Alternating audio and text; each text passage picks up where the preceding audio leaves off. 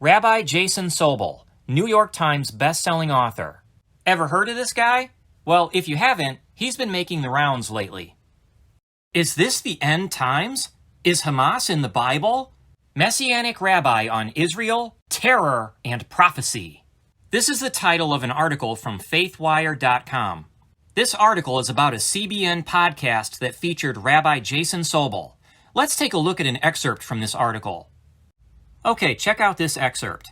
Sobel also said the word Hamas is in the Bible a number of times, noting it first appears in Genesis 6, verse 11. It says, "And in the days of Noah, God saw that the world was filled with violence." Hamas, the word for violence. "And God was grieved, and he ultimately brought the flood on the world because of Hamas." And Jesus himself said in Matthew 24, "As it was in the days of Noah, so will it be in the days of the coming of the Son of Man." Sobel continued, "So, I don't think it's any coincidence that in the days of Noah there was Hamas violence in the earth, and that level of Hamas is literally being demonstrated today by the organization Hamas." Wow! Did Jesus Christ give a veiled prediction that there would be a terrorist group known as Hamas in the last days? Well, Rabbi Sobel is teaching that, and Rabbi Sobel said it on a podcast from CBN, the Christian Broadcasting Network. So it must be true. I mean, would CBN lead us wrong? CBN gives support to such sound, trustworthy, biblical masters as Joel Osteen and Joyce Meyer.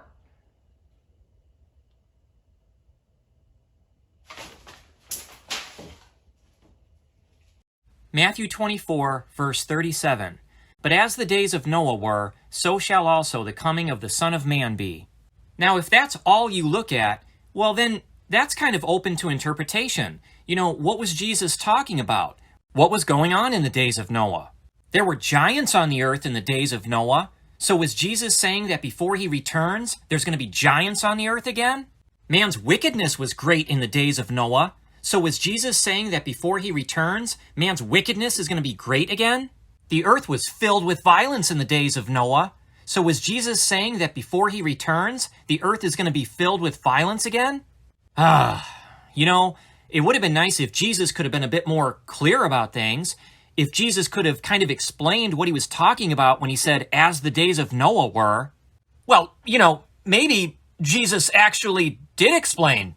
Maybe we just need to read a couple more verses of Scripture. How about the two verses that follow the one we read? Let's go ahead and read Matthew 24, verses 37 through 39. "But as the days of Noah were, so shall also the coming of the Son of Man be.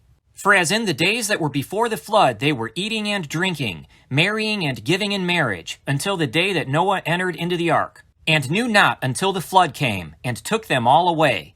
So shall also the coming of the Son of Man be." Well, now we got something. See how Jesus elaborated on what he was talking about when he said, "as the days of Noah were"? Did Jesus say, "For as in the days that were before the flood, there were giants"? No. Did Jesus say, "For as in the days that were before the flood, man's wickedness was great"? No. Did Jesus say, "For as in the days that were before the flood, the earth was filled with violence"? No. Well, what did Jesus say? Jesus said that in the days that were before the flood, people were eating and drinking. They were marrying and giving in marriage. What Jesus was saying was that right before he returns to the earth, people are just going to be going about living their lives. You know, they're going to wake up in the morning and say, "Well, it's just another day." They're just going to be doing their thing. And then all of a sudden, "Hey, what's that up in the sky?" Well, that's going to be Jesus Christ coming to the earth bringing judgment. People on the earth are not going to be ready for that. They are not going to be expecting that smackdown. It's going to be just like back in the days of Noah when the flood waters came on the earth and took everybody away. They were just going on with their regular lives, eating, drinking, marrying, giving in marriage, and then bam, here comes the flood. Judgment came suddenly with the flood, and judgment will come suddenly when Jesus Christ returns to the earth. You see how these events are similar? The flood and the return of Christ? You see why Jesus Christ compared his return to the days of Noah? Jesus didn't mention the days of Noah because he was trying to say that right before his return to the earth, there's going to be lots of violence on the earth. Hey, maybe there will be, but that's not what Jesus was saying. What Jesus was saying was that right before his return, people on the earth are not going to be ready for the judgment that's coming, just as people on the earth were not ready for the judgment that came with the flood. Do you want to see more proof that this is what Jesus was talking about? Because I got more proof. Let's go to the book of Luke.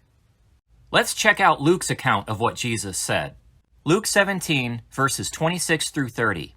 And as it was in the days of Noah, so shall it be also in the days of the Son of Man. They did eat, they drank, they married wives, they were given in marriage, until the day that Noah entered into the ark, and the flood came, and destroyed them all. Likewise also as it was in the days of Lot, they did eat, they drank, they bought, they sold, they planted, they builded. But the same day that Lot went out of Sodom, it rained fire and brimstone from heaven, and destroyed them all. Even thus shall it be in the day when the Son of Man is revealed. So in this account from Luke, we have Jesus Christ comparing his return to the days of Noah, just like Jesus did in the account given by Matthew. Once again, we find Jesus saying that in the days of Noah, people were eating, they were drinking, they were marrying, they were giving in marriage, and then all of a sudden, judgment came in the form of the flood. Those people in the days of Noah were not ready for this judgment. Now in this account from Luke, Jesus gives another comparison. He compares his return to the days of Lot.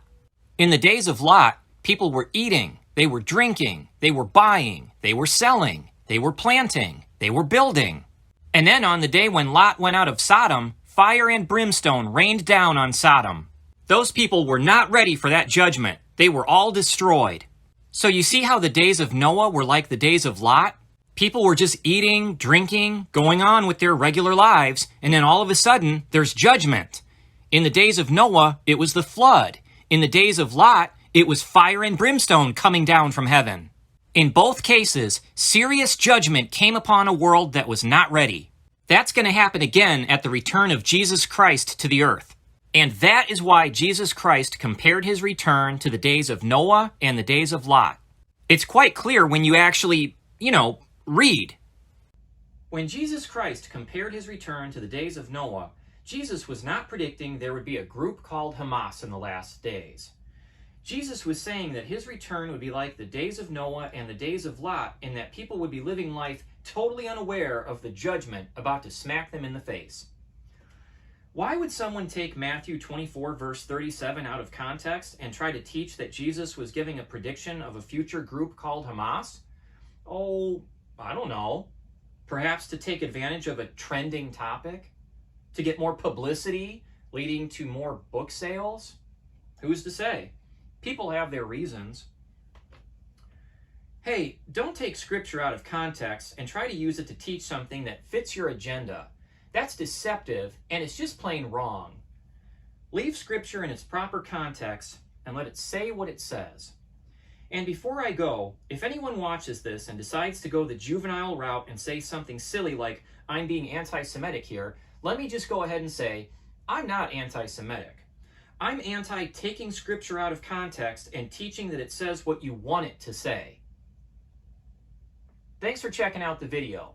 Like, subscribe, or don't.